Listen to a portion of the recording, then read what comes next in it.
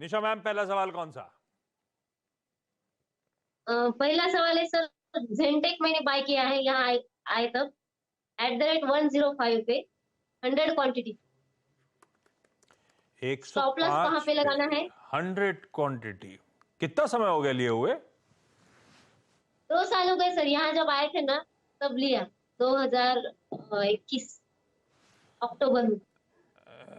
2 साल पहले लिया हुआ। जेनटेक फट गया है तो क्या सही ट्रेड लिया है?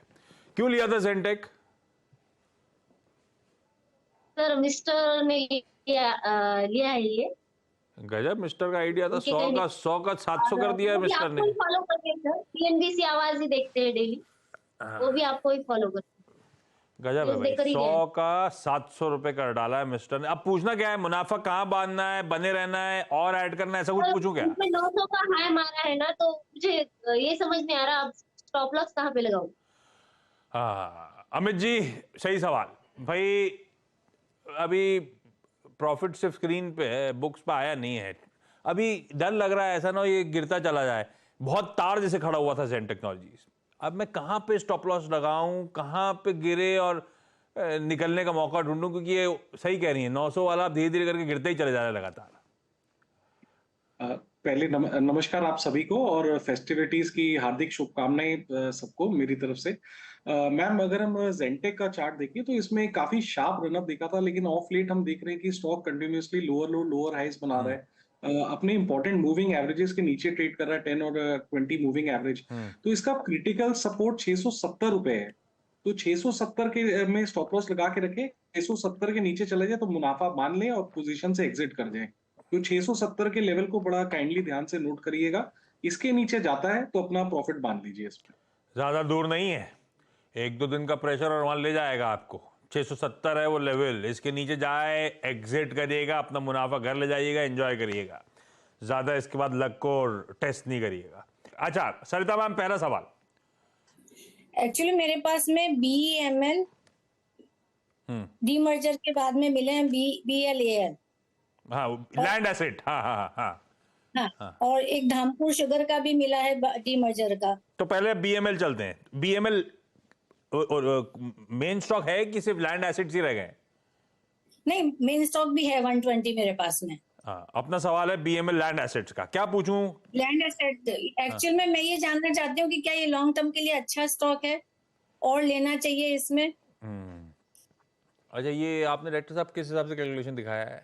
आपने BML के साथ कंपैरिजन दे दिया लैंड? ये डीमर्ज एंटिटी है, कुछ गलत है। उसके पास जो स्टॉक के सवाल है उतना ही रखिए स्क्रीन पे। अमित जी, चार्ट जितने हैं, खैर कुछ समझ में आ रहा है क्या? लंबी अवधि के लिए BML लैंड एसेट्स अट्रैक्टिव है या नहीं है?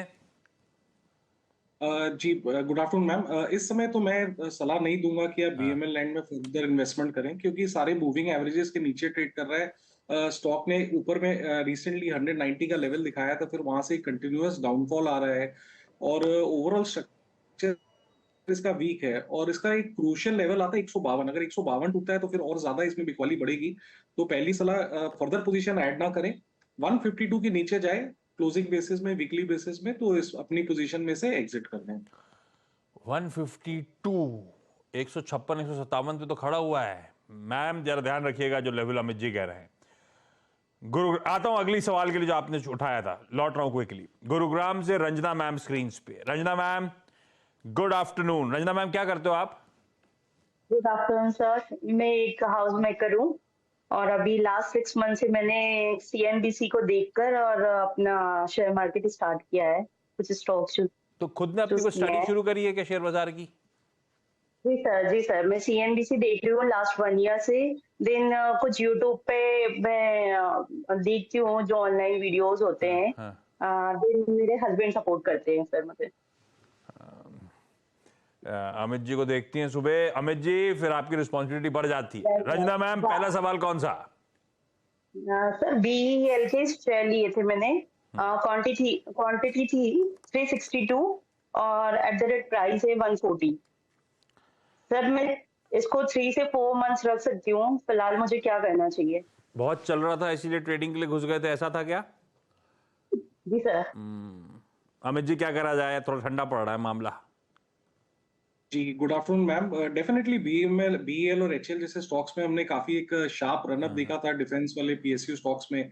और एक शार्प रनअप के बाद ये क्वाइट नेचुरल है मार्केट में कि एक करेक्टिव मूव, थोड़ा सा प्रॉफिट बुकिंग मूव आता है। हम अब फिलहाल वही देख रहे हैं। तो जब तक स्टॉक अपना 126 127 के लेवल मेंटेन करता है वीकली स्ट्रक्चर पे, तब तक इसका अप ट्रेंड मेंटेन है। घबराने की जरूरत नहीं है। 126 127 के स्टॉप लॉस लगा के आप इसमें बने रहें। अच्छी क्वालिटी का स्टॉक है, स्ट्रक्चर भी काफी अच्छा है। और जैसा कि मैंने कहा कि एक शार्प रनर के बाद इसमें प्रॉफिट बुकिंग आ रहा है, करेक्टिव मोड आ रहा है। मुझे लगता है स्टॉक थोड़ा साइडवेज कंसोलिडेशन में जाएगा 125 से 30 के लेवल में, और उसके बाद हम एक अप ट्रेंड देख सकते हैं। तो अपनी पोजीशन में 126 का स्टॉप लॉस लगा के बने रहे इसमें। 126 का स्टॉप लॉस, ये बस मुनाफा वसूली है हल्की बहुत, ज्यादा घबराने का नहीं, लेकिन स्टॉप लॉस ध्यान रखिएगा। निशा मैम, अगला सवाल।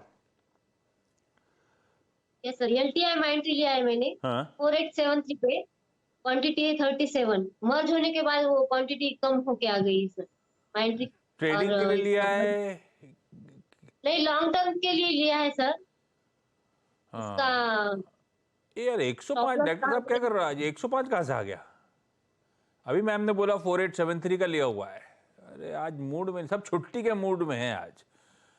खैर समझ गया मैं। तो आपकी खरीद से 400-500 रुपए ऊपर ही चल रहा है। लॉन्ग टर्म के लिए रखूं नहीं रखूं ऐसा पूछता हूं अमित जी से, है ना?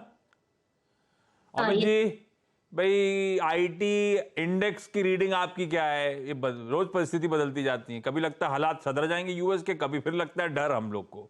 ऐसे में एलटीआई माइंट्री लॉन्ग टर्म के लिए 4800 की खरीद सही है कि नहीं है? जी मैम, एलटीएम का स्ट्रक्चर इनफैक्ट बाकी मिड कैप आईटी से हम देखें तो काफी बेटर है। परसों के 17 में हमने एक इसमें शार्प मूव देखा था, और आज थोड़ा सा पुल बैक देख रहे हैं। स्ट्रक्चर पॉजिटिव है, अपने सारे मूविंग एवरेजेस के ऊपर स्टॉक ट्रेड कर रहा है। थोड़ा सा मार्केट में ओवरऑल मार्केट में प्रेशर है, तो एक इसमें पुल बैक आ रहा है। तो मेरी सलाह आपसे यही रहेगी कि इसका एक स्ट्रॉन्ग सपोर्ट एरिया आता है 5100 का। जब तक वो मेंटेन है, इसका स्ट्रक्चर मेंटेन है, 5100 के नीचे जाए तो एक बार अपनी पोजीशन से जरूर एग्जिट कर जाइए। जब तक 5100 इंटैक्ट है, आप अपनी पोजीशन में बने रहें।